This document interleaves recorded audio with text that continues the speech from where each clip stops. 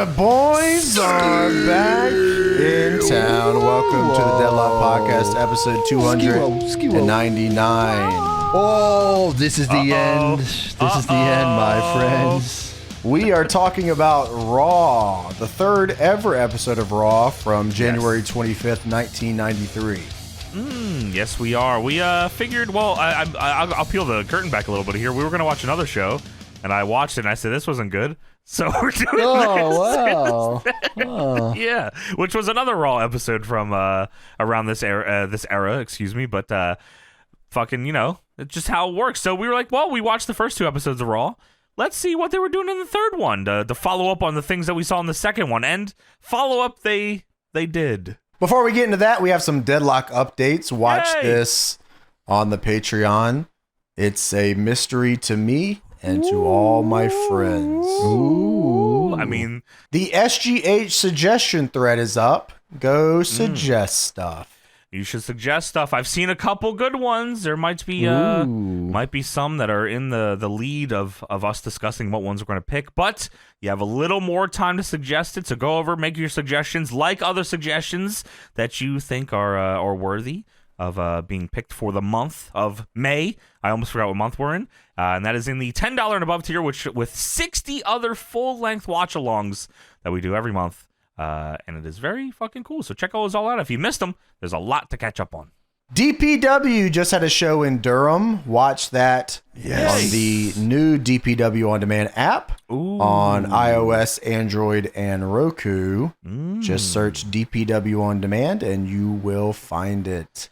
I will tell you, I was out when night 2 of Spirit Rising aired, and I got a little notification on my phone and said Spirit Rising was on. I was at Texas Roadhouse, and I opened an app, and I watched it, and it was That awesome. is awesome. It wow, ran great. Those notifications are key right there, man. You never know when one's going to pop up and a DPW drops in your lap. That's awesome. I was super excited. I was like, oh, yeah, this is airing now. I'm going to watch it. And then I had a bunch of corn jams. Knew that was coming. I had a little bowl of corn for my man here, please. Please get that to me ASAP. Our next show is a collab show with West Coast Pro Wrestling and Prestige Wrestling on June 1st in Los Angeles. You can get tickets on dpwtix.com. Get your ass out there for that one. You can also watch the show on dpwondemand.com. Get in or get the fuck out. All right, now it's time for the Patreon shout-out segment. Here I go, I guess. I'm fucking getting roped into this one again, aren't I? Starting in the $5 tier, my last name is Pineapple. Holy shit! Ethan Carr. Blue Fire. Girl said she was a freak, so I started slapping that ass Kenta Kobashi machine gun chop crazy style, opposite arm rotation INCL. Inkle. That's fucking crazy, buddy. Rafael Riguez. I do violent party to melts her panties. Wait, what? 15 Saint. Devontae. Stephen Baxendale. T. Rantula is running for mayor of my hometown for shoot. What does that mean? Tarantula. Tarantula. Oh, shit. Yeah. That's kind of fucking crazy. The Beatles versus the Deadlock Boys and Lemmy in a yellow submarine and Jack on a pole match at DPW What the Dog Doing 3. What the hell are you talking about? I'm getting mad. Nomad Tokyo. Marg Northcutt. Is that a porn star? $10 tier Brandon That's what I Cotner. thought. Is that really? Is that right? No, I don't know. I'm just wondering. Gooch Catcher. Slug's Knife. Yeah. Genetic Freakazoid. Nice. Impatient Minx. Johnny sticks corn up his ass the long way. No, I just eat it. That's true. Andy watched DPW. Dark Side Brother Dude. I thought John it was Jacob someone else. Jingleheimer Schmidt. What the fuck? That's my name too. Big Beef Extra Dip. Jeremy Thunderstrikes. Snacks Demand. Fahad Altani. Dante 010192. calling the guy smoking crack outside the gas station a jarboni, only to get stink face the dong way. Braden Chrétien. Dude. Jace. Hello. I think his name should have been Dust Gold, I think. Buffs 907. The creator of the NL Discord CPU tournament, Bolivaria. Cabarrus County Man. Stu Hartson. Biggie Shekels. Aiden Kunka. Mr. Dick. Mr. Cock. Mr. Johnson. Kennedy. Anderson. Michael Rushing Jr. Hydar. Yeah. Marquez Brown. Cassius J. Betting My Sweet Bippy. Trent. Logan Quinn. Chuck E. Cheese giving Johnny a sloppy stink face. No, he's not. Robert Outlaw. I broke my toes. I was a Unedited, child. Uncensored. It's the night Dick. The Cock. Johnson danced atop the DPW arena. We would get in so much trouble. Can't even dance inside of Nasir it. James. Yeah, you're right. Danius Justin. Alexander Almendarez. Oh, nice. Beefsteak Leonardo. Thompson Anderson Michael the third. What if LA Knight, yeah, joined the Johnsons and No. ass spelunked Johnny? That's a crazy I think spelling of that's Johnny good. here. I think that's good. Yeah. Aries Johnson McFly 420 Oh, smoking weed. Amron Crowder. He doesn't like weed. He doesn't. He's like I'm chronic. very insecure. Please don't ask me about my shitty little dick. Yeah. J-Dog 2432. Landon Pasco. Tyrial Udestond. Andrew Rockmore. Oh, nice. I like that name. Rockmore kick ass. Fuck Yeah. Tyler. You rebel scum. Joe Swinson. Chase. No. Richard's son. No. Looks like a horse, bro. Yeah. I'm Captain Lou and I'm shitting on you, brother. What the fuck? Woofy 96. Sim above win. Salem Lovelace. Read my question or else. What question? What is your Anthony question? Hernandez. Question. Trent. $15 tier. This what I do. A free caprice from the booth. And fuck that guy Adam Priest. What the fuck is going on here? Ryan Merryman. DK Soul. Saul A. Mark Donkey Chapman. Kong. Stratus Facting. Every day I see these jabronis. Dude, he spelled that all fucking weird. Yeah, what the Dumbass. hell? I'm gonna fix it for you. Every day I see these jarbonis chase Richard's son. So I had to ask myself, why do they chase him? Why don't you fucking go to hell? Pigeon. Jeshum. I swiped my credit card into the gig marks on Abdullah the Butcher's head.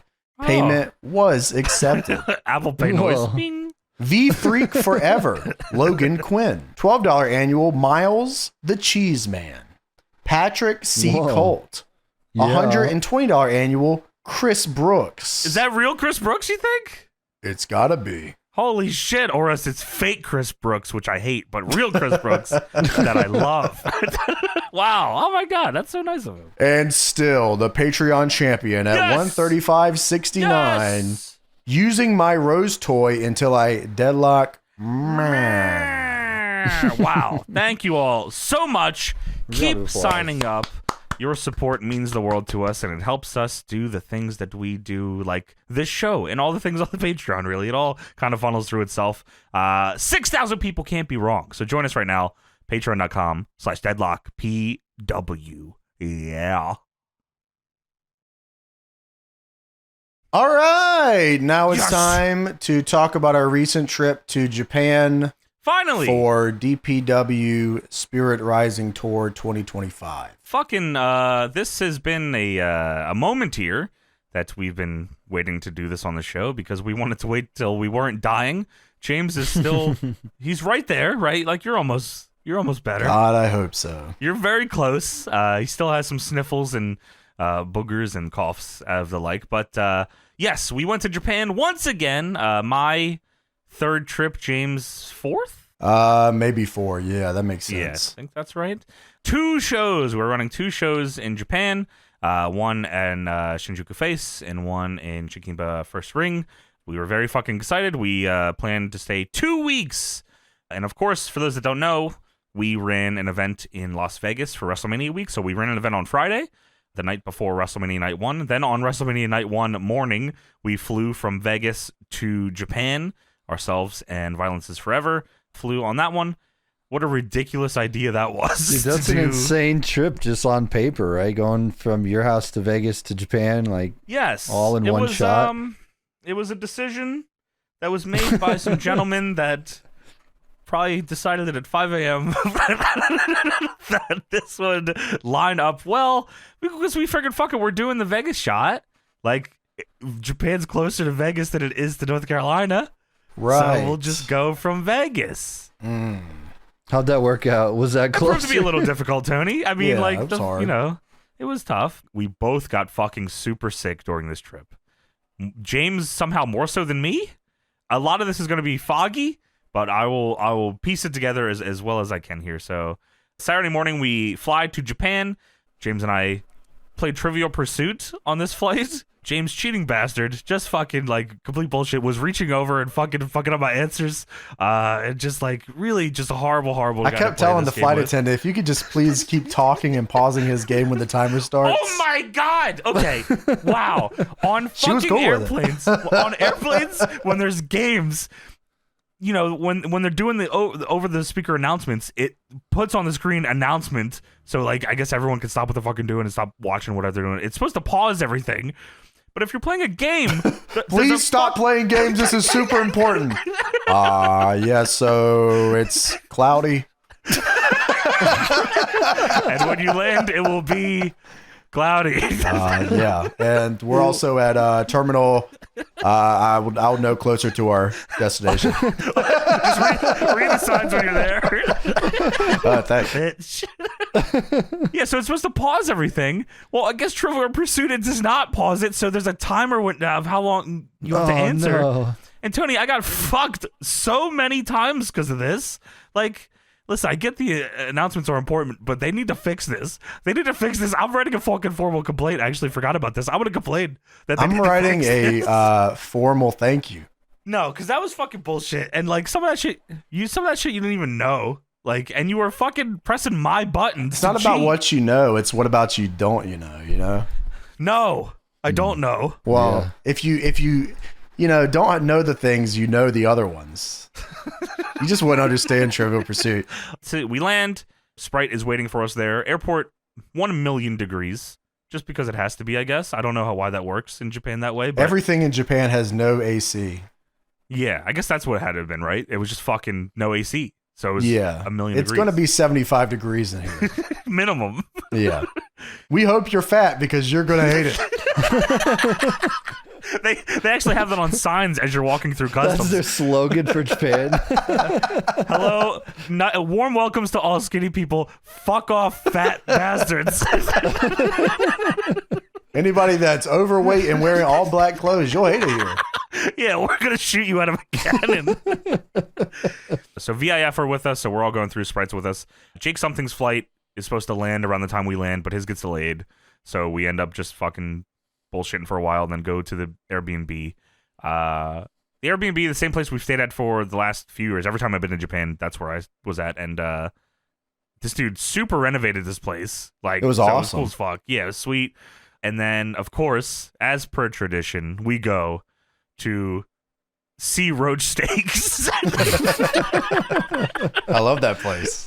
Well, what is it actually called? I don't even remember. It's called Harapika Steak or something. Or That's Harapika Steak. fucking something like that. Yes.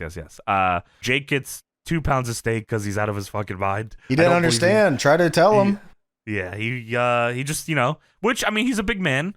So typically maybe that's what he is consuming. But it was I mean, his plate looked fucking ridiculous. It did. There was a lot of meat. He was unable to finish it, sadly. He said he was going to take it home in a box, and I said, "You're out of your mind." What are you This is talking Kabuki about? Joe's steak at like 2 a.m. No, we're not taking it home. There was a cockroach right here. Jake also brought a PSP and was nice. taking pictures on it. Yeah, with attachment. I don't even know how that's possible. What? There's a picture, I think Koo posted, or maybe Jake posted it, of all of us through Jake's PSP. So if you see a shitty picture of all of us, that is through Jake something's fucking PSP. So we're supposed to record the pod. It's either Monday or Tuesday. And I'm telling James, I'm like, hey, dude, I'm fucking sick. Like, I feel like shit. This is where shit just sucks. Like, it's hard. Getting sick when you travel is hard enough. Like, having shit to do, like, responsibilities of getting sick is even fucking harder. I get sick. And like, I think the night before I looked at you and I was like, dude, I'm getting fucking sick. Yep, that's right. And you can tell, and that's the worst feeling ever. And James will have a version of that in a couple of minutes here. James is like, we bought like these extra mics and shit just to record shit out there from Amazon Japan, and they were actually pretty. Did you bring those home? Yeah, I still have all of okay, them. cool. Yeah. So James is trying to get all those working because it was a different setup than we usually have. And while he's doing that, I'm like, hey man, like I'm feeling like shit. And James, being a good friend, tells me, fuck off, go to bed. Because he could tell I was fucking just in a bad way. So I go to bed. I mean, everything is kind of a blur between this point and the shows. We get to Thursday, which is our first, well, I guess technically not our first ever, but, you know, the first show of this tour in Shinjuku Face, Spirit Rising Night 1. And seeing everyone, like all the talent's reaction to, like, being in a venue in Japan for the first time to wrestle is pretty cool. I guess, you know, we've been there before and like, you know, run a show there before. So it was a little, I mean, it's still cool, but it's not like our first time. So it's different. But like seeing everyone else being like, this is fucking cool as shit is, you know, that's always fucking sweet. I do want to say big shout out to DDT and their crew. Helped us with a ton of this stuff.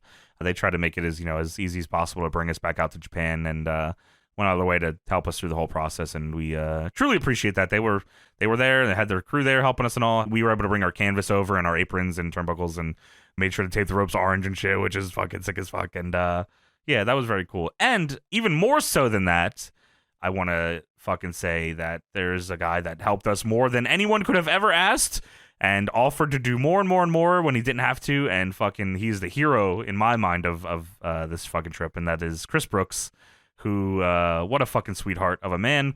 He went out of his way to make sure that things went as smooth as possible for us, and kind of led the charge on a lot of things, and went out of his way to make these things happen for us, you know, and hand in hand with us through this whole experience. So Chris Brooks, what a good gentleman that man is. Yeah, an impossible task made possible by Chris Yeah. Brooks. Yeah, so Not only is he fucking great wrestler, but he's a fucking great human being, and we also love hanging out with him. So the trifecta, that guy is perfect.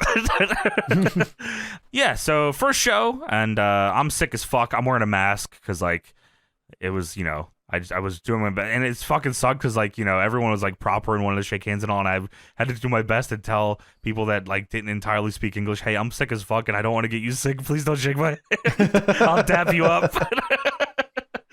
Fun fucking time this first show. Good turnout for this. I wish it looked that way on hard cam. That would have been fucking nice. But the way that tickets are distributed in Japan is like way different than America. Yeah, there was a lot of people in there, and on hard cam it didn't look like it, so that sucked.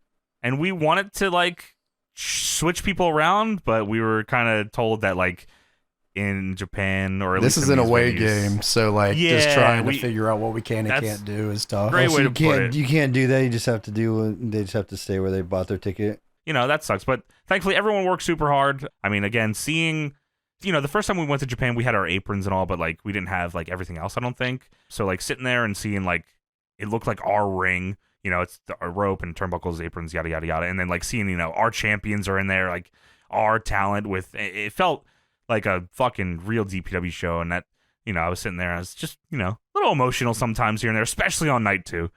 Everyone looked fucking great. Calvin looked fucking fantastic. Like looks like he slimmed down. He like was fucking super fired up. Like he was fucking beating the shit out of Chris Brooks and Hiroshima.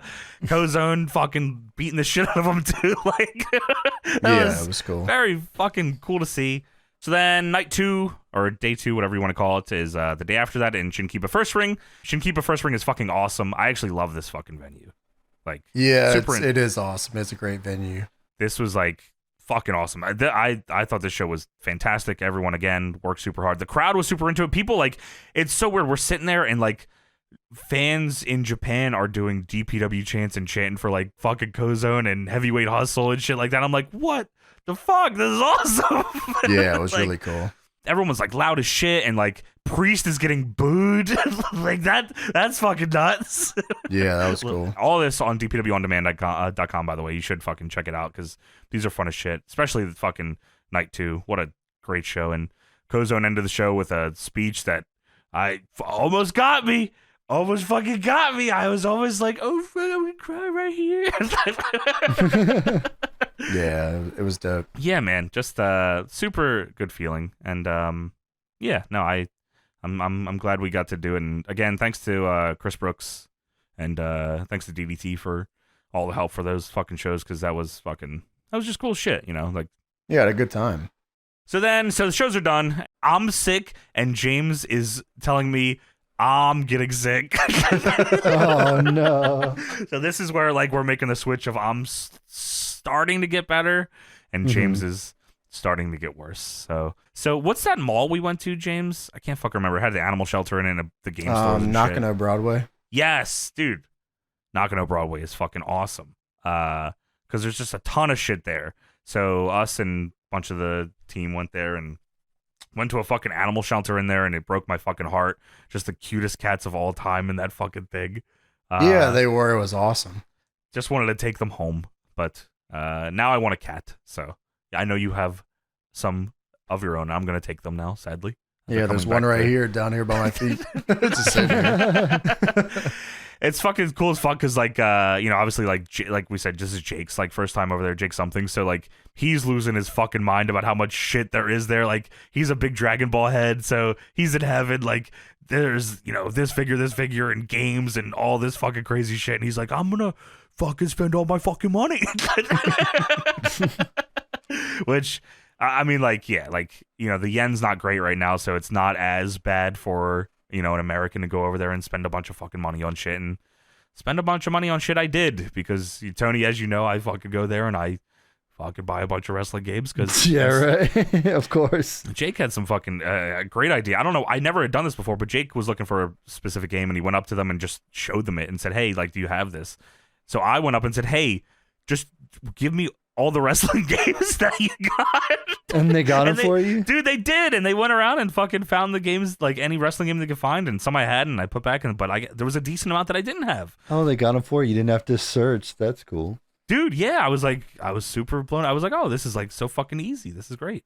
Yeah, there was a couple games that I like. There was a New Japan game. Some New Japan games. There was like an N64 one. I think you got one too, didn't you, James? Oh, I just got Virtual Pro 1 and 2. That's what it was. That's what you Oh, got. nice. Yeah, those are good. Yeah, those are sick cool. as fuck. Dom got a couple. I found like there was like a New Japan Windows fucking like 98 game that I found in this big ass box that I'd never seen before. So that's always fucking fun. We also went to Todoken, the big fucking wrestling store out there, which that's a must go to every time we go out there. Always awesome. So much wrestling stuff there. I got a Great Khali and Giant Silva Jar Pro set. Oh, nice. That's awesome. Yeah, that's awesome. They're really dope looking. You were gonna get that WCW fucking thing too, I think. There was like a VHS or something. Oh, it was just it was like New Blood versus fucking Millionaires Club. Yeah.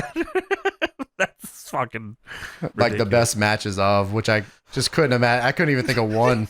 So I was like, what the hell is this VHS? What matches are on this?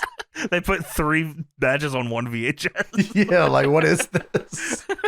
Once we're old and done with all this shit, I imagine we're gonna open a store like Todoken in America. That's the next and plan. we'll only have New Blood versus Millionaires Club VHS. That's awesome. We love that. Yeah, hell And yeah. Great Khali and Ryback figures, because there's always those there for some fucking reason. There was one day we went to, God, James, you'll know the name of this better. Is it fucking like, I know it's not called potato, but like the video game stores, what are they called? No, you're pretty close. I think it's Super Potato. It was very hot in that building.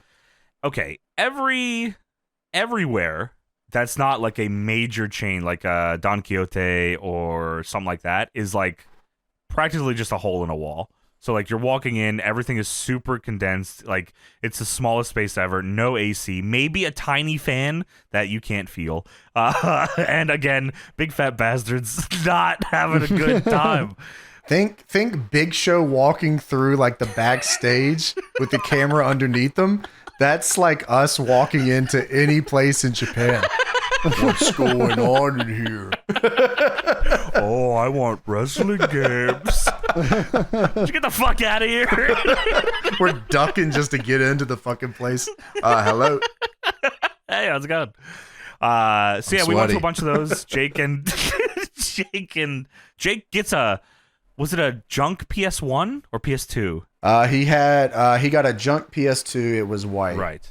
Yes, because he fucking loves consoles or especially PS2, so he collects that shit, and I think he like fixes them up and stuff. So he was super excited to get that. He also found for me a Japanese version of WWF Royal Rumble for the Dreamcast, which I've only ever played with James. So I was like, I'm getting this.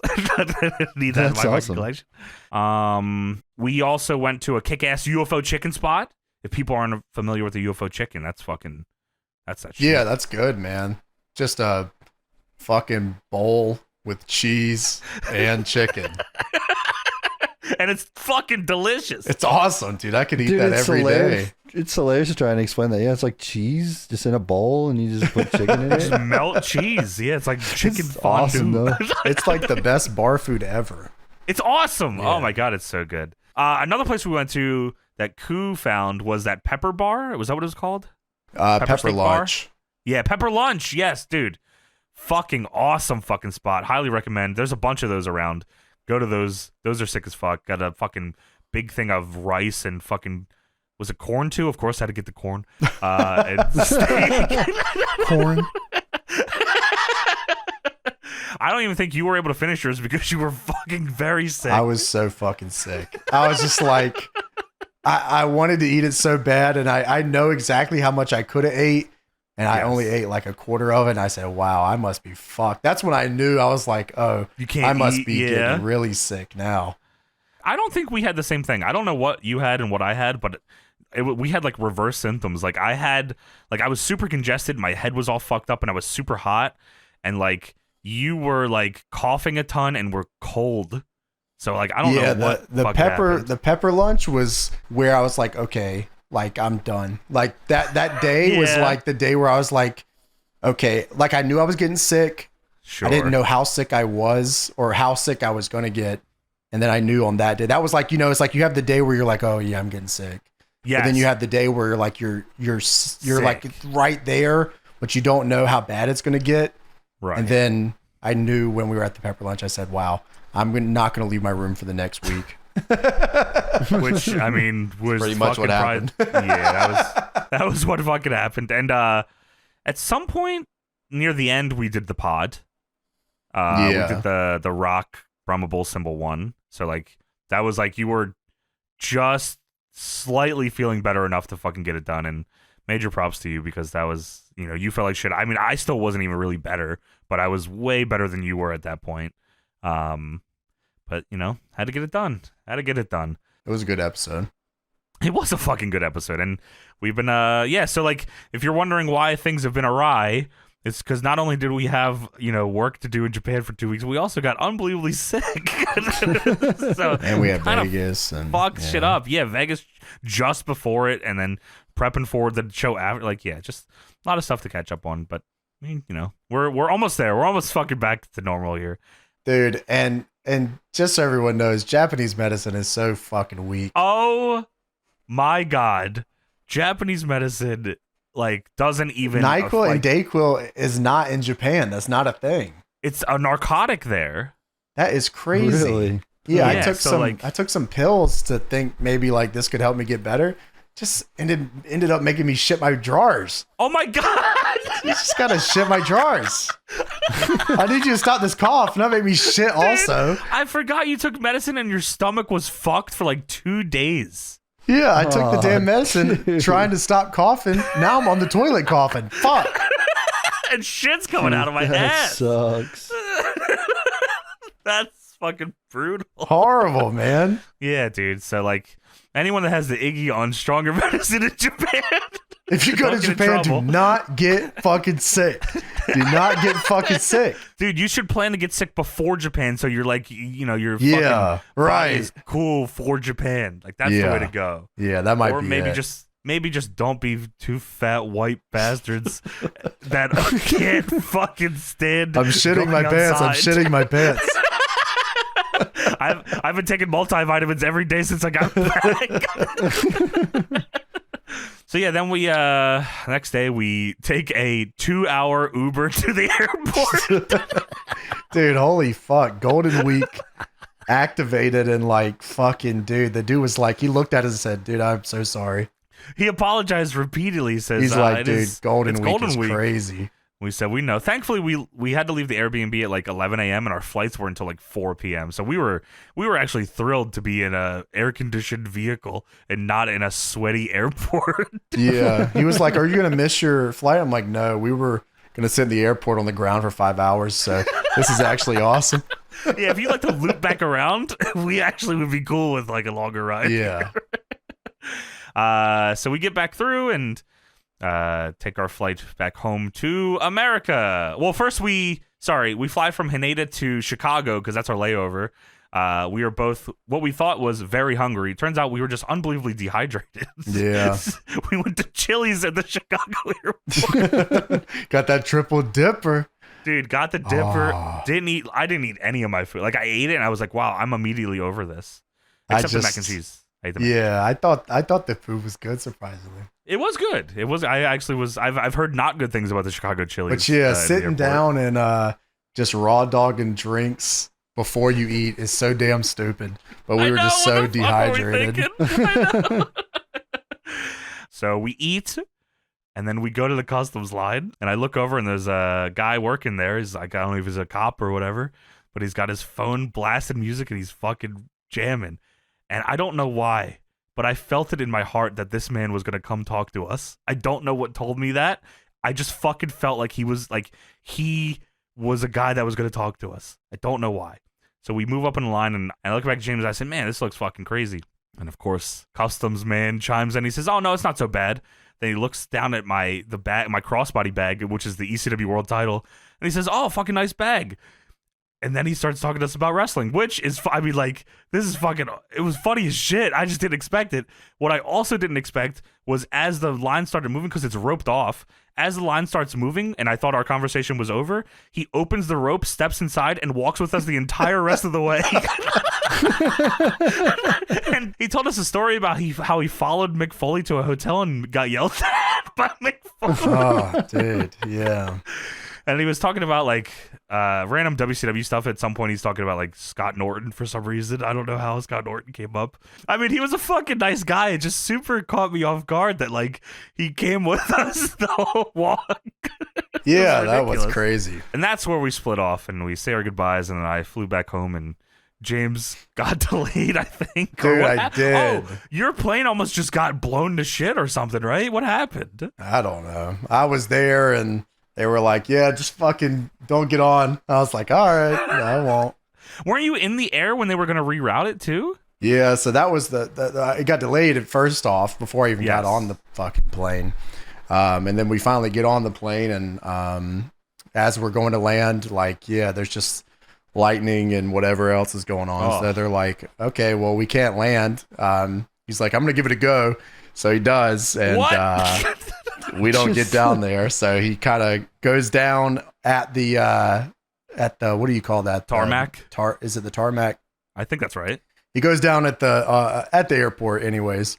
The And- ground. Yeah, just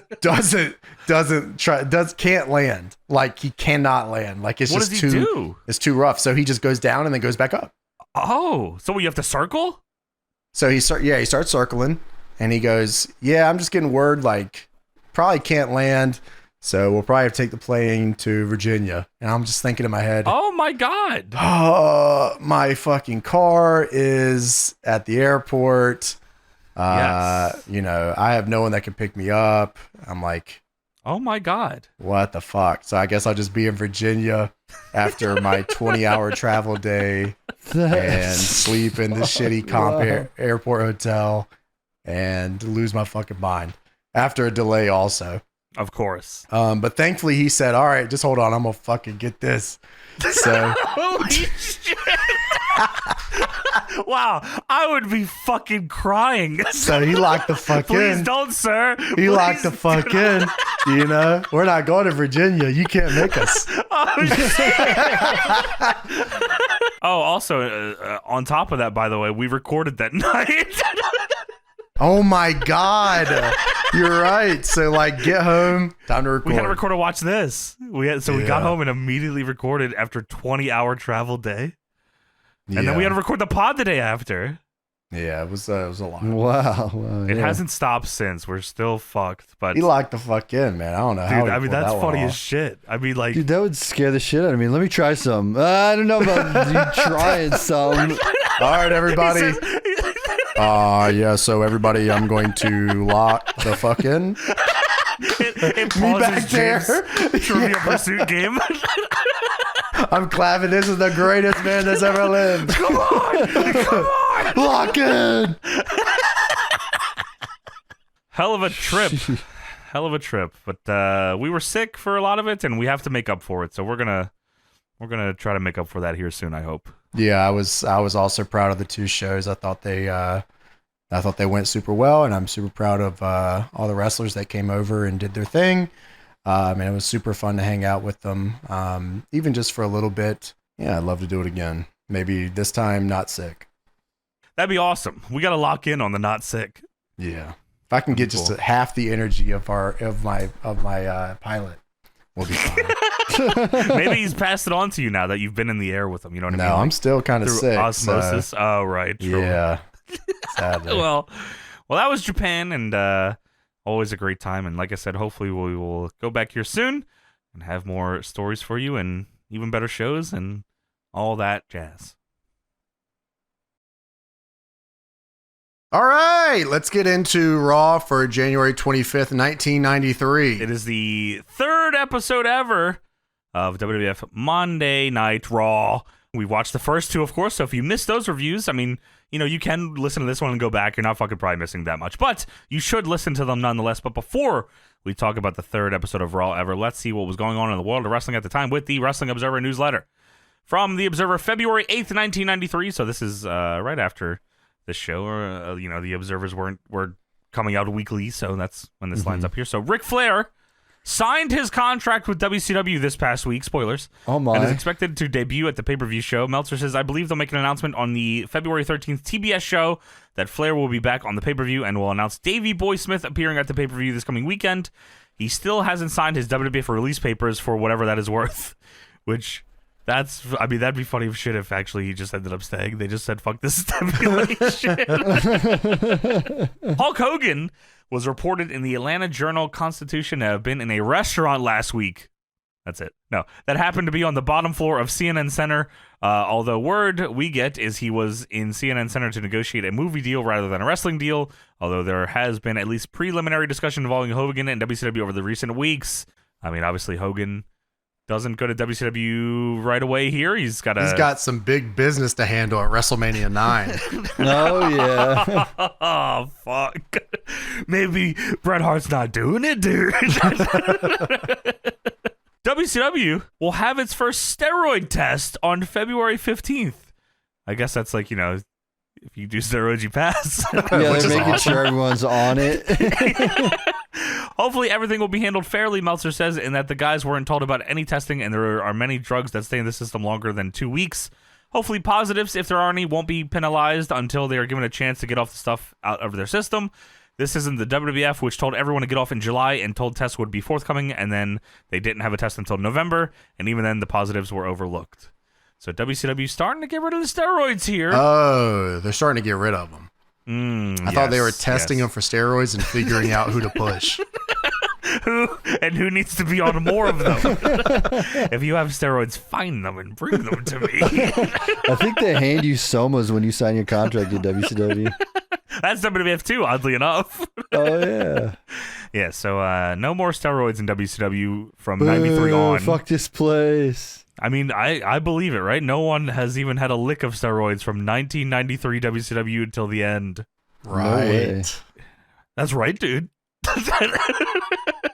Formerly known as Ultimate Warrior is telling people he doesn't want to wrestle any longer. Formerly known as Ultimate Warrior. Formerly known as Ultimate Warrior. The Flair Perfect Loser Leaves Town match on Monday Night Raw drew a 2.6 rating, and Meltzer says, which has to be a major disappointment, particularly because the first television show one day after a pay-per-view. The rating dropped from the 2.8 they had last week with Flair and Tito Santana, and it was a hot show with a great build-up for the following week. So Meltzer says they didn't do as well this week with the show we're about to review. From the Observer, February 15th, 1993, the expected major bloodletting at WCW took place in a meeting on February 2nd, resulting in a significant changing in the corporate hierarchy, including loss of power from both Bill Watts and, more particularly, Jim Ross. Jim Ross, whose official title had been Vice President in charge of television, took the biggest fall of anyone. Ross will be removed as a personality from all the TBS shows effective March 1st, and will no longer be a part of the announcing team on clashes and pay-per-views, with his final major assignments being at Super Brawl 3 and on the March 7th pay-per-view air date of the January 4th Tokyo Dome card. So, JR, I don't know, when does he go to WWF? WrestleMania. A toga, JR. Is it WrestleMania 9? Yeah, it is. That's when he debuts in WWF. So, I mean, his career just goes up from there, you know, like leading WCW is the best thing that could ever happen. No way, dude. A toga. I wore a toga.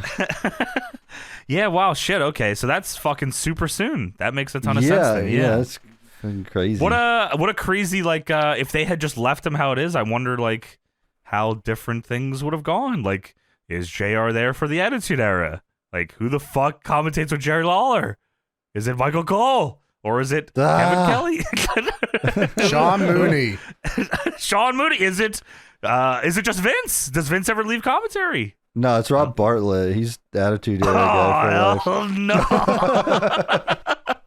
No. Here's a fucking crazy one. In addition to that story, Meltzer says, in addition, a huge booking committee was put together for WCW. Officially on the committee, this is the booking committee for WCW here in 93, are Bill Watts, Dusty Rhodes, Greg Gagne, Bill Dundee, Jim Barnett, Keith Mitchell, Ole Anderson, Jim Ross, Larry Zbyszko, Mike Graham, Eric Bischoff, and Michael Hayes. In addition, it is expected that if the Ric Flair deal doesn't fall through, that Flair will be added to the committee, and Sid Vicious was also promised a spot on the committee should he sign to the company. That is fucking crazy. I cannot imagine dealing with that many fucking people trying to put a show together. How are you going to get anything done? There's too many cooks in the kitchen. You never get anything done, especially More. More.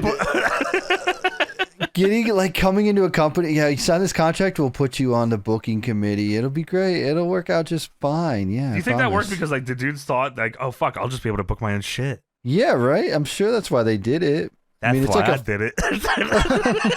It's like a false promise to somebody. Yeah, you can be on the booking committee. You can make whatever you want, and then really don't get anything done. Yeah, I mean, Sid Vicious on the booking committee sounds funny as shit. Why? Last thing here, WWF news. Marty Jannetty, this is fucking crazy here. I can't believe this. Marty Jannetty was fired because at the San Jose tapings, he was asleep in the dressing room. He claimed he was sleeping, but others felt it was more like passed out. There was some heat among the wrestlers on Ray Stevens, who reported it because of the belief that Stevens was once a wrestler and all the boys should stick together. Well, sadly for Marty Jannetty, well, he does come back, just so everyone knows. He eventually wins the fucking tag titles with 1-2-3 Kid, I think, like a year after this, so... Even maybe they should start doing steroid testing here for Marty Jannetty. You just had too many steroids in him. It fucking made him tired. Find them and get them to me immediately. When your muscles are that big, they put you to sleep. Well, that is it for the Observer portion of this. Now let's talk about WWF Monday Night Raw, episode number 3, January 25th, 1993. All right, let's get into Raw. It's not war. It's just not Raw. War. It is Raw.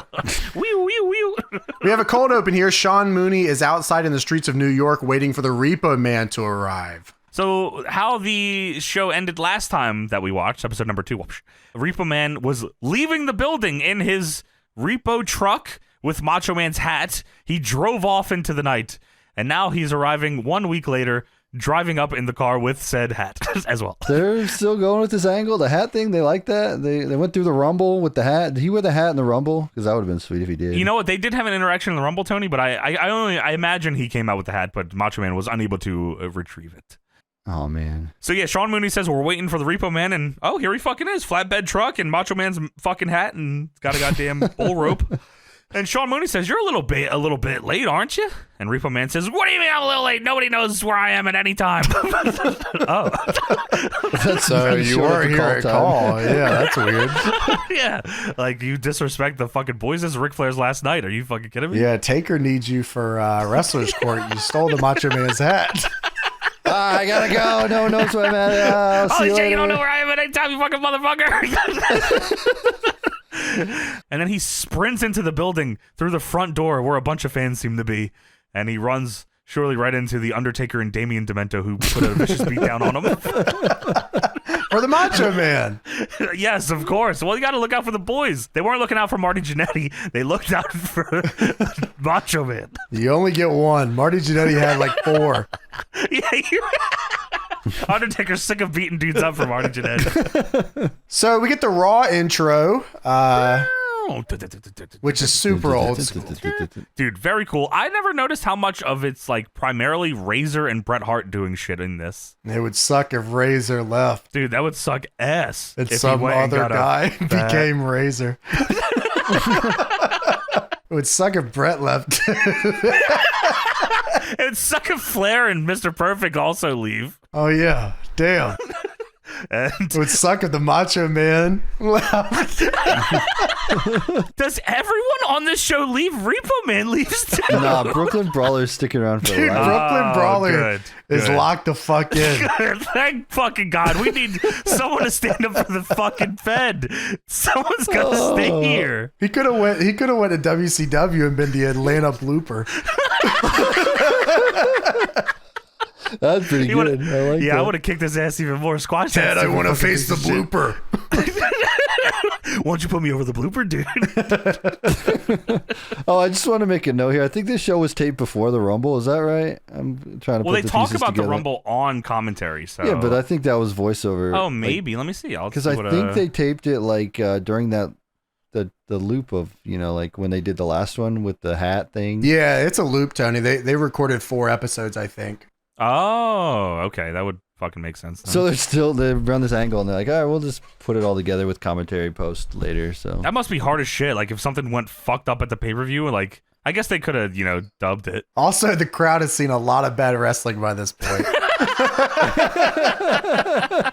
They're fucking super going through it. Yeah, they are spent this episode, man. I mean, if you're here for like 4 tapings of the first Monday Night Raw and you're not sold on the first one, man, this is rough to make it to the third one. So Raw number 1 was filmed on January 11th, it looks like. Okay. And that one was live, I guess it seems here. Okay. And then 2 and 3 were filmed on January 18th. So the one we watched last time was a live one, and then this one is the first taped one. Yeah, and they had one good wrestling match on this show, and it didn't do well, and Vince said, never again. In fact, you go back to WCW. We don't care. Get out of here, Ric Flair. So the Raw ring girl is here to let you know that you were at a Raw taping. Oh, great. Yes. She's in very little clothing. So Vince McMahon, Bobby Heenan, and Rob Bartlett are also here. Rob Bartlett somehow still here after 3 episodes. Like, there's been time here where they could have just not had him, and they are keeping him here. So we're told the matches, or at least the people that we should see tonight. We should see Kamala.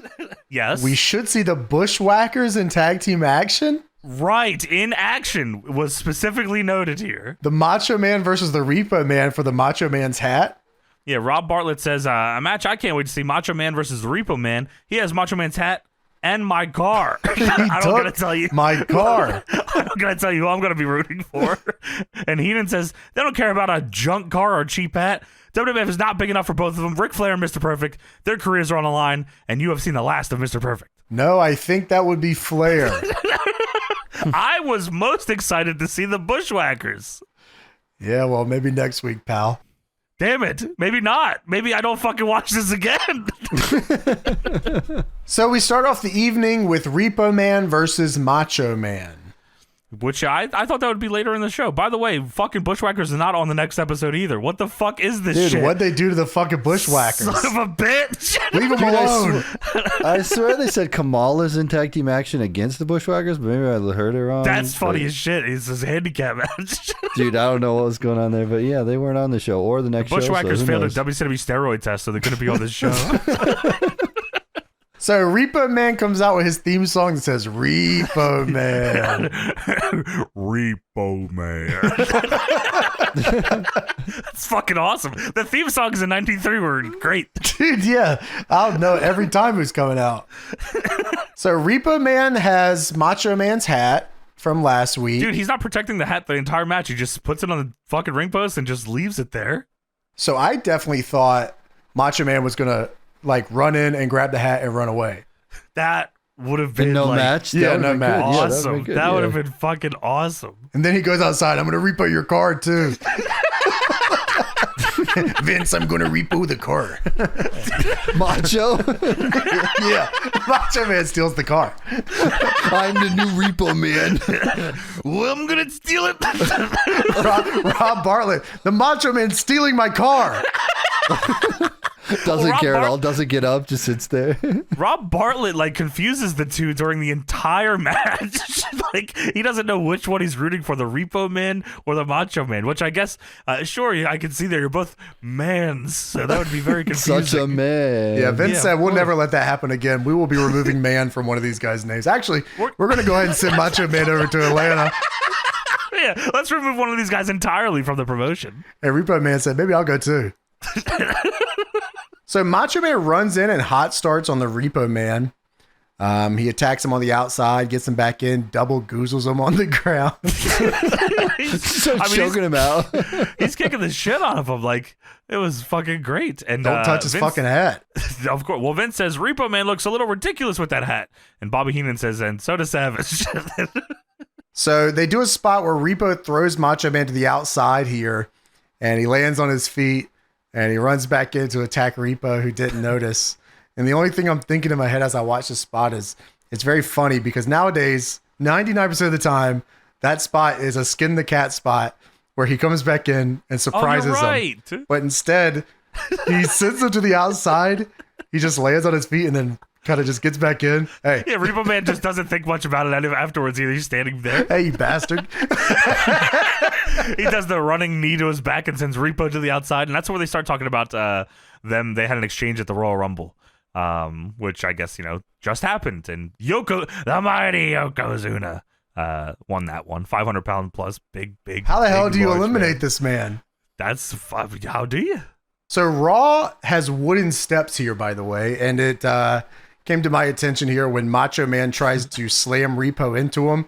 And I just look at these painted big steps. And the only thing I'm thinking is, wow, they had to carry this up fucking flights of stairs because they're in the Manhattan Center, I think, right? Yes. Or something like that. Yeah. Wow, I just remember it is the Manhattan Center. Yeah, you're right. Yeah, and I just remember because we were looking at running it and people were like, yeah, you just had to carry all this shit up the stairs. You think maybe now they have an elevator? I mean, they definitely have like a service elevator, but I don't know if those big ass steps, they're not steps that you can pull apart. They're just huge awkward. Yes, it's just one big thing, right? Yeah, so that's very funny. I imagine someone had to carry that up there. They are not happy about that.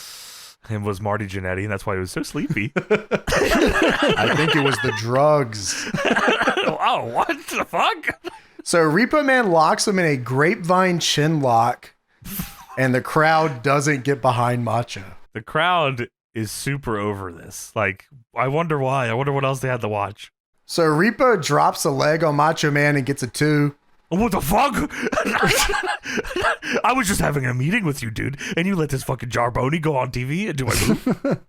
So Repo hits a line and Bobby Heenan, it's so funny. Repo hits a line. It's a good line, but it zooms in on Repo Man's face with a little mask on, and Bobby Heenan says, "Who is that masked man?"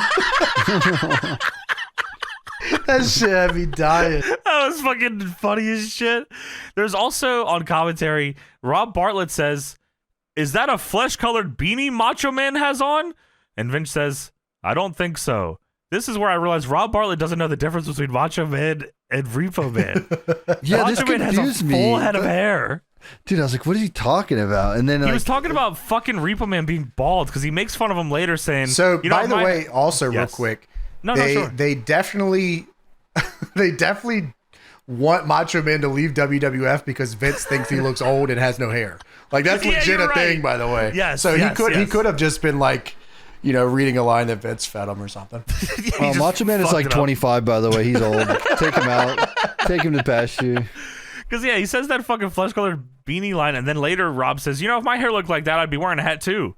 And he's talking about Repo Man. And I'm like, oh, fuck, okay. Is he talking about Repo Man or is he talking about Macho Man who wears the hat all the time? I swear, I swear it was about Repo Man because Repo Man was, like, taunting him with the hat.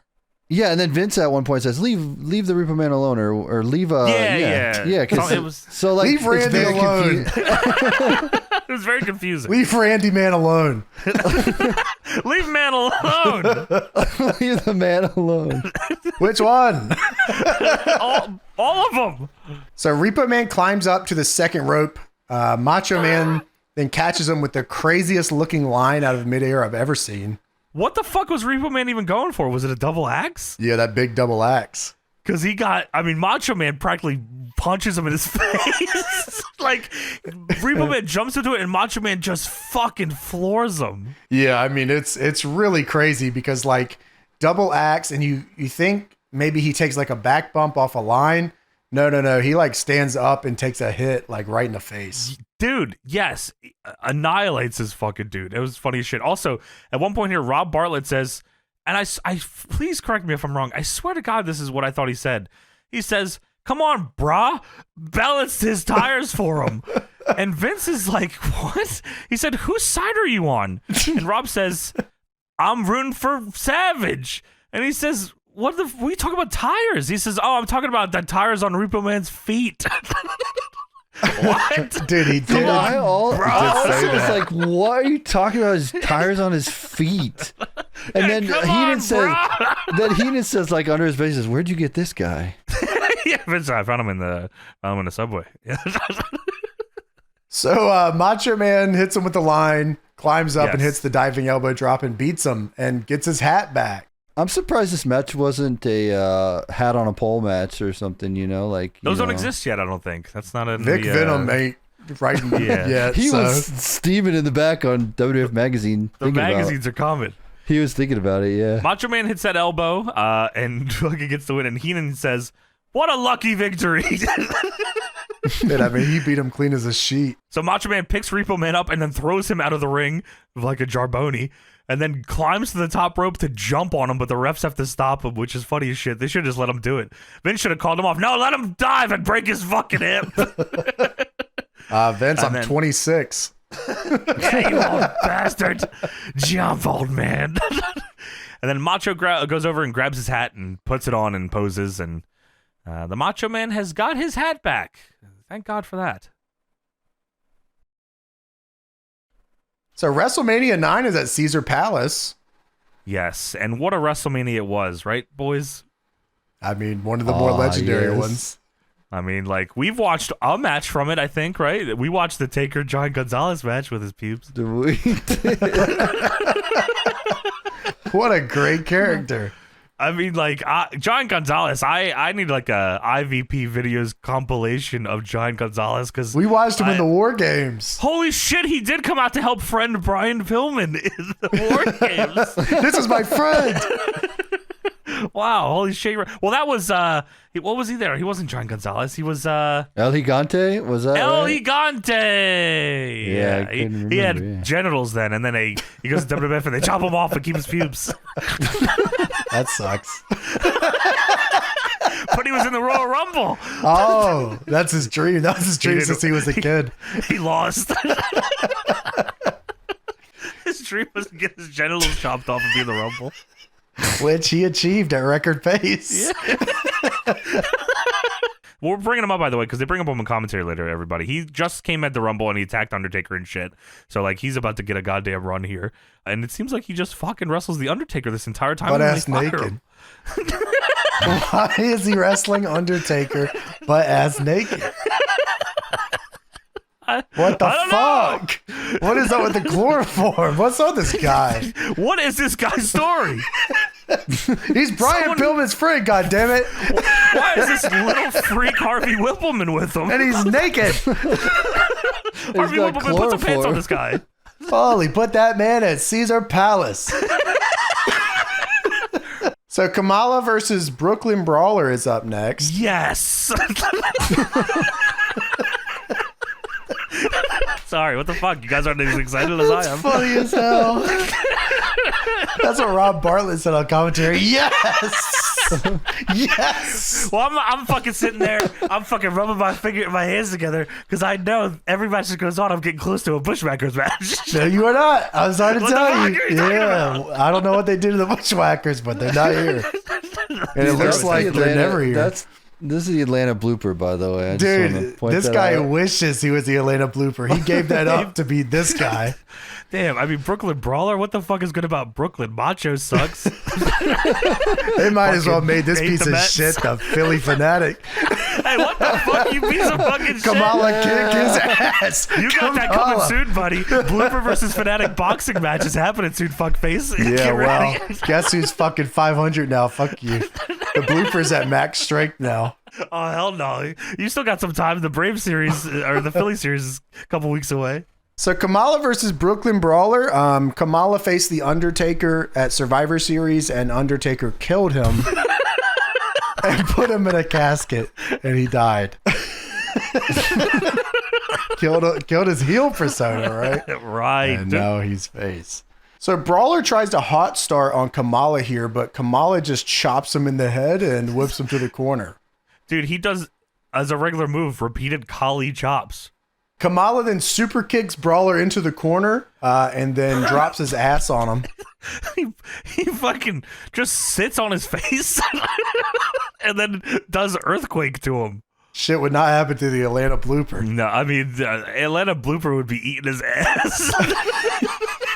With the nose. With the long mouth. Dude, yeah, Kamala invents the stink face here. That's fucking nuts.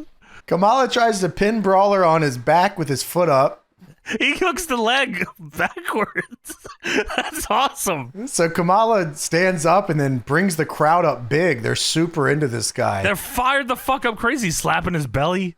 And then he goes to pin him on his back again, and he can't. So Rob Bartlett says, Kamala is a man and he needs a thigh master. And Vince says, Suzanne Summers?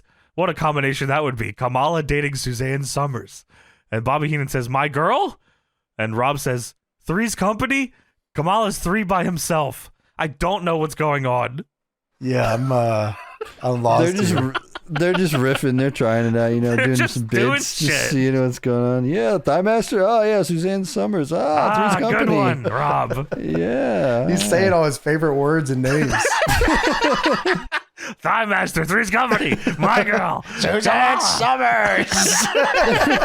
Anyone like any of these? Like that? Dude, you have this on commentary, and while they're talking about this, Kamala's just in the ring pounding on his belly, like, what the fuck and is the this crowd show is going watching? Crazy to him.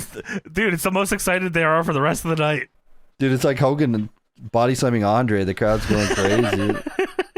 So Brawler takes the corner.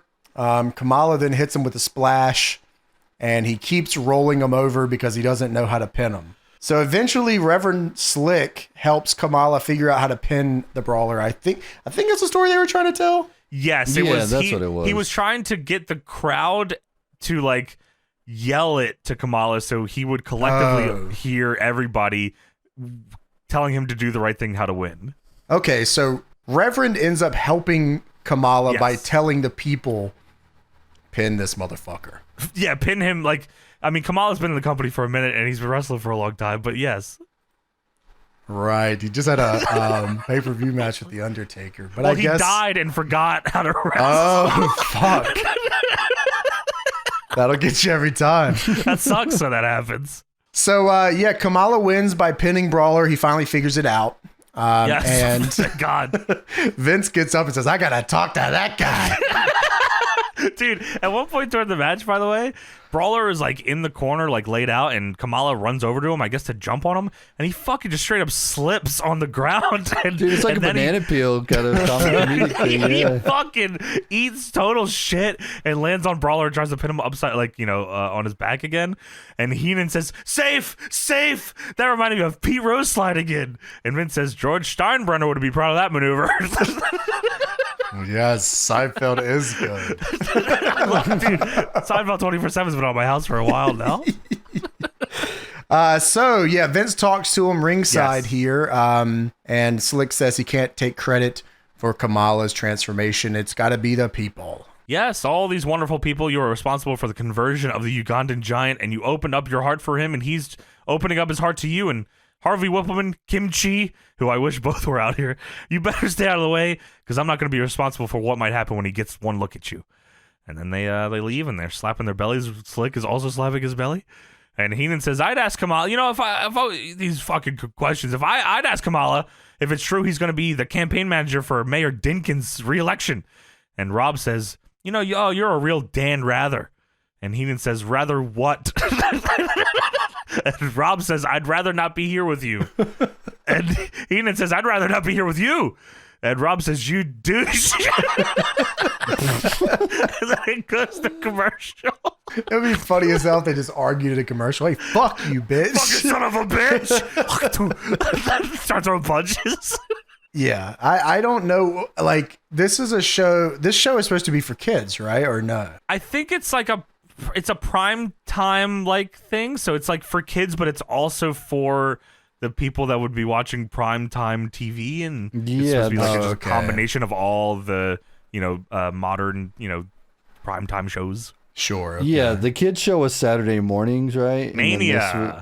Yes, and then this is just what they're still trying to figure it out. I think actually, now you think about it, I don't know what it is. So we go to the Royal Rumble report with Mean Gene, who goes over the Royal Rumble. Yeah, he said, we come to expect the unexpected, and it happened again yesterday. A successful title defense for Bret Hart. And then more big news, and I mean really big. I mean huge. Big fat fucking news. The winner of the 30-minute Royal Rumble. Oh, sorry. He just steps in frame and goozles him. What the fuck you say to me? Winner of the 30-minute Rumble, 500+ pound Japanese superstar Yokozuka. Oh, sorry. Whoa, sorry. I just, I calls him like I see him, fat fatty fat man. And that sets the main event at WrestleMania 9, providing Bret Hart retains the WWF title. It'll be him going against a 5 million pound Yokozuka. What's going on in here? Dude, by the way, neither of these guys on the show, also, they don't want to have them on Raw. Yeah, no, they don't. Not even a promo, nothing. No, all right. It's we're trying to figure it out here. We'd like the ratings go down a little bit, so we can see how it feels, and then we just don't back. put him on the show, and then we blame all the ratings failure on Ric Flair. I think that's a good idea. Oh yeah, he tanked it, and that's why he's fucking fired. Also, Bobby the Brain Heenan did it again. Mean Gene says at the Royal Rumble, unveiling Narcissus. Narcissus! Oh my God, the legend! We've been waiting a long time to see who this was. Lex Luger. I'm not a big fan of Lex Luger, and I imagine he's going to fuck this company over. But this man looked like a bronzed Adonis. Do not give him the Seinfeld shirt. He keeps talking about wanting to go to the mall. I don't know why, but... In 93, he's talking about going to a mall in a puffy shirt. I hope there's not pasta there. Eden.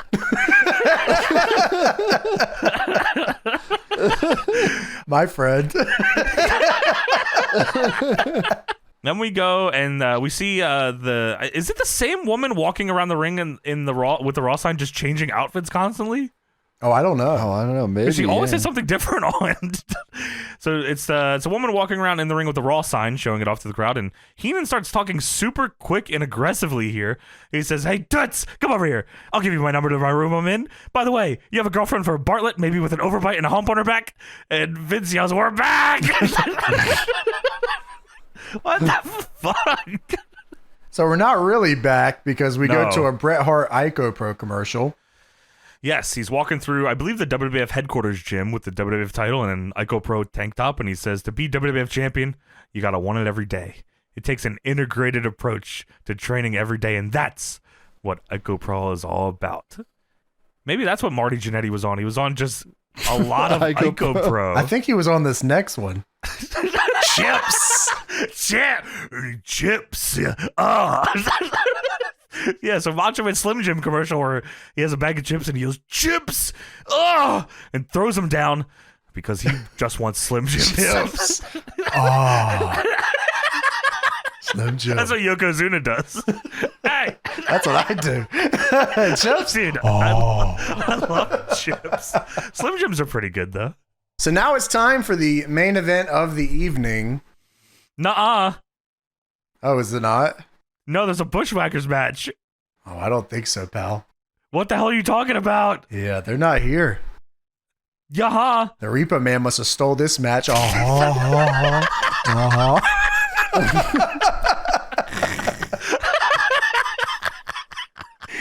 would be a funny thing because I took your match off the show.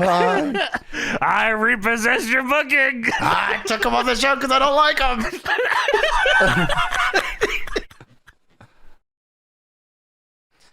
So we get to the main event of the evening, which is Ric Flair versus Mr. Perfect. Yes, loser leaves the WWF, I think it is, or is it just straight up their career is over? No, it's the WWF, I think, right? Okay. Is that what they say? I think it's yeah. WWF. So. Yeah. I will say, once they got to the ring and they were standing in the ring and I looked at this dead-ass crowd, I was thinking, this kind of feels small fry for a match like this big. Yeah, you're right. But I guess, Flair's got to go. Yeah, that's true. Couldn't have just did it at the Royal Rumble. No, they couldn't. They were hoping that he would re-sign, and he said, "Oh no, no, fuck that, fuck that shit."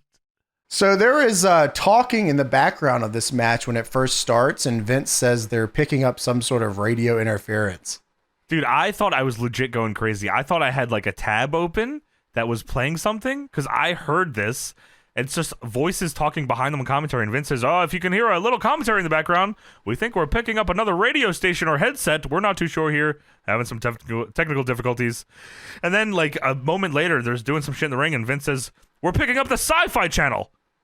Ask for it, the Sci-Fi Channel." I don't know what the fuck that part was. Yeah, I don't either. I actually be on it. I thought it was just them talking. Oh, like just like under their breath. Yeah, like I thought it was just Flair and fucking Perfect talking. But sure. it wasn't. Yeah, it wasn't. Saying, I didn't promote the Sci-Fi Channel. Is that like a new network, and then they're trying to promote it on USA? Like, did USA own the Sci-Fi Channel? Maybe. Oh, like the fucking Alien Invasion is here, and they're like taking cross over promotion. the Flair and Perfect fucking match. That'd be awesome. So this match actually gets a lot of time here. Probably the most time any Raw match gets for a while, I imagine. They fuck over the Bushwhackers, man. They fucking went over their time, and the Bushwhackers got cut from the show. Oh man, bitch. Oh man, that's me. Chips. So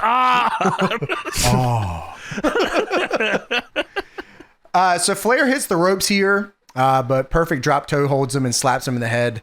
Flair pops up. Perfect slaps the shit out of him, and he takes a big bump and powders. Slaps him fucking crazy. Then he goes to the outside, and Heenan takes his headset off to talk to Flair, and then puts the ring bell hammer in his jacket to, I guess, give it to him later. So Flair backs Perfect to the corner and chops him, but Perfect turns it around and chops him till Flair flops out of the corner and begs off. And Rob Bartlett says, "What was that?" That was a Flair flop. And he's begging off now. Dude, Vince does say begging off on commentary, which I thought was funny. I guess, I don't know how else you would describe it, but I always just took that as a wrestling term. And Vince also says, these men are both being a little too defensive for what's at stake. And Heenan says, no, fuck that. If they go all out, they'll make a mistake. They're waiting for the other to make a mistake. So they lock up, and Flair knees him in the stomach and uses a closed fist in the corner. Perfect turns him around and just starts punching him down. Flair goes to test his strength and then pokes him in the eyes and throws him to the outside. I swear he does that like 3 times in this match. Flair grabs a chair from the crowd, but Earl Hebner grabs it, and then they start pushing each other, which I thought was funny. Dude, Earl grabs it in a crazy way. Like, Flair's on the outside, has it over his head. Earl runs off the apron, jumps, and snatches it and falls to the ground. It was like he was taking a bullet for Mr. Perfect. And then we go to commercial. Then a commercial, yes. And we come back from a commercial, and Mr. Perfect is pulling Ric Flair's ass out of his tights. So Flair whips Perfect into the corner, and Perfect takes an insane bump over the ropes here, slides down the turnbuckle post to the floor. How do you even describe this? Like, he takes the post shoulder first over the top rope backwards, and then slides down it. Yeah, it was fucking scary as shit. And he comes up and he's bleeding.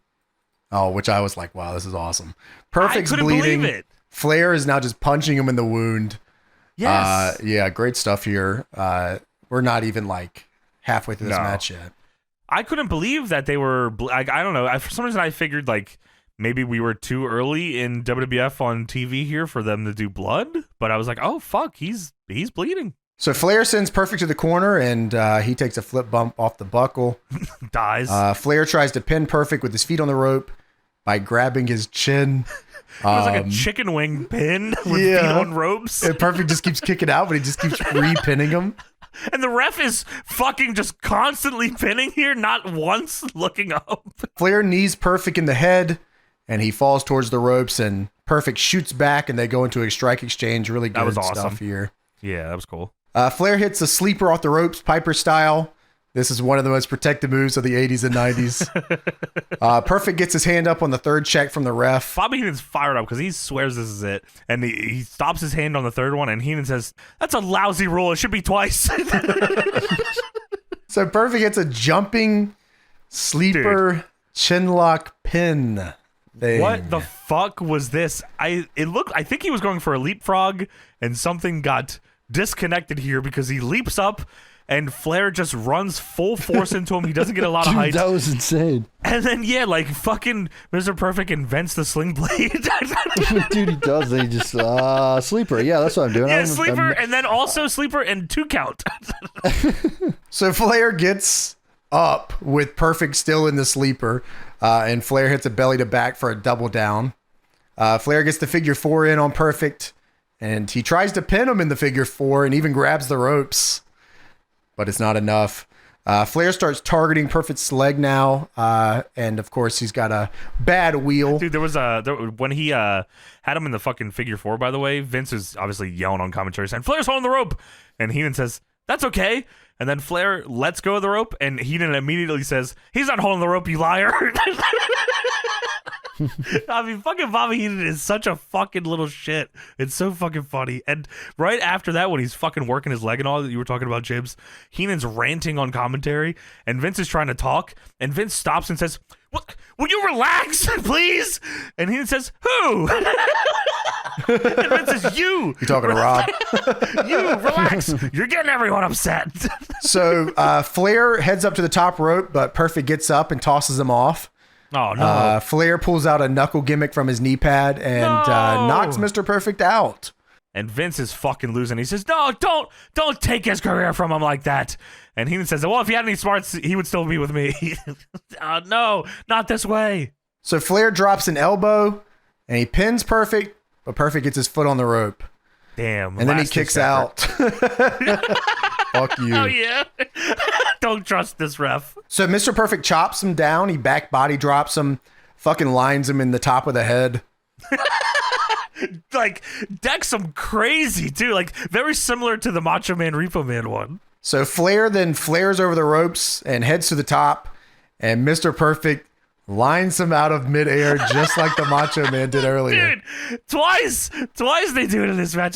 Dude, I also loved Flair doing the thing. I don't know if I'm sure he's done it a ton, but just seeing him flip over the rope on an apron, then sprint across the apron to climb the rope just to fucking get annihilated with a clothesline out of the air was awesome. Yeah, that's like one of his signature joints. At some point in his career, maybe it was like when he came to WWE with the Evolution stuff, but he would take it and then they would like bump him on the apron or something. But for the longest time, he would take it and then go to the top because he's looking for the crossbody.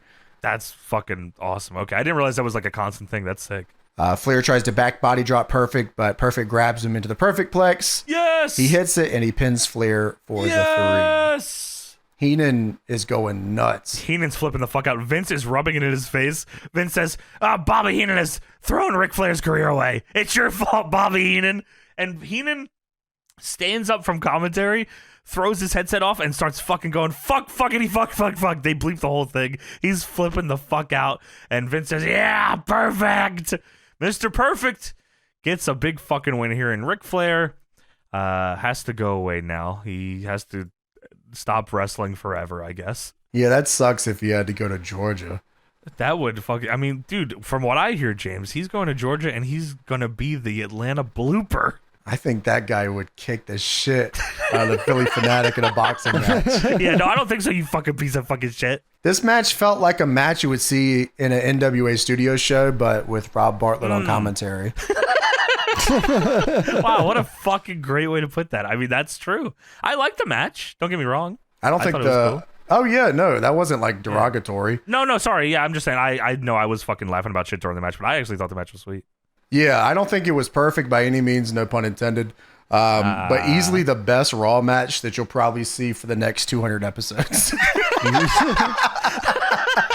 Yeah, you're right. Should have been at the Rumble. I don't know why. I don't think they were. There must have been a reason, Tony. Maybe what James was saying, where like fucking Flair was just saying, "I'm not staying here." Oh, maybe it wasn't in his contract. You know, rub. he didn't have to pay him for a pay-per-view appearance or something. You know, sure, or maybe, yeah. But yeah, we go to a commercial after this, and it's for WWF Mania. Yeah, wake up! And the kids jumping in the bed to wake their parents up. The whole family will love our stunning superstars, canon interviews, and great wrestling action, and it's 100% caffeine-free WWF Mania. And we come back. We're not watching that shit. Get back to bed. Show. You woke me up. It's my only day off, fucking kids. It's my only day off. We're not fucking watching the Repo Man. We're watching TBS at 6:05, you little asshole. Now get back to bed. Kids are up at 5 a.m. jumping on the bed. Get up, Dad. Get up. I gotta sleep in. Vader's on tonight, you fucking idiot. They got Cactus Jack. Get your ass back to bed. Grow up. We're not fucking watching Brooklyn Brawler. Now get out of here.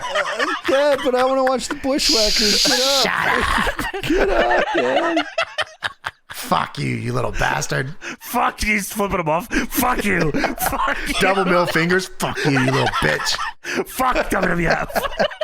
He's throwing up the V. Vader, bitch. Dude, that's why WCW was for the adults. 6:05. I got plenty of time to sleep in until that, you know? Yeah, I'm not watching this WWF Mania shit. Get the fuck out of my room. I saw a doink on this shit. Get this motherfucker the fuck out of here. That's so fucking funny. Wow. We're watching a Big Bubba pussy. Now go to bed. Go to bed. So Vince says, we've just been told that Ric Flair must honor his obligations through the weekend, says WWF President Jack Tunney. But after that, it's all downhill for Ric Flair. Hey, fuck you. What the fuck? I'm throwing up the 4 at the TV. Hey, fuck you, you piece of shit, Vince. And my last note here, I wrote, where are the fucking Bushwhackers? Probably at 6:05 on TBS with a real wrestle only. I'm switching over then, James. I'm on that son of a bitch. I'm watching that. God damn it. This shit meant something to me. That's back when wrestling was good.